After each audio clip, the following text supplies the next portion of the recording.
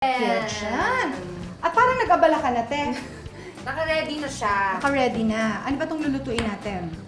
Tawag dito ay dali-daling picadillo. Dali-daling picadillo talaga. Mabilis lang kasi siya. Tsaka Oo ito nga. yung picadillo na hindi siya masabaw. Mas more on mamantika. Okay. Yung parang rice topping. So, pwede rin siyang ipalaman sa pandesal. Eh di pwedeng pang-baon nito. Perfect siya pang School at pang-office. Yes. Nakakabusog talaga ng Nakakabusog bongga. pa kasi Ay. meron tayong patatas. Oo nga, oo nga. O, Pork. ayan. O sige, alika. Gawin na natin ang Oh, let's dali-dali go. picadillo. Sabi, So, i-season muna natin ang ating... walang garlic. Wala. Wala. Ang ating ground pork ng salt. Ikaw ba, at habang ginagawa mo yan, Okay. I'll ask questions of course.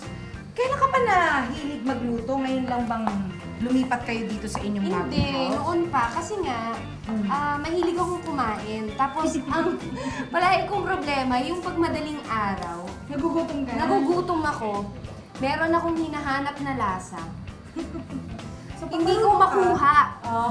So, finally, nag-aral ako eh. Oo. Nag-aral ako mag-aral. Sabi Ay, ko. nakita ko nga sa Instagram mo na nag-aaral ka na nga. Nagpapaka-chef ako kuno. Oo. Yun, natutuwa akong magluto. Mm-mm. Para nga, pag meron akong hinahanap, for my own personal consumption ng pagluluto, nagagawa ko siya. Nagagawa ko. At saka later on in life din. Kasi Magagamit. syempre, That's true. You know, when you become a housewife, it's, Wow. you know, hindi, di ba sabi nila, maganda na marunong ka din mag Oo naman. Kasi, alam mo na, pakit-pakit.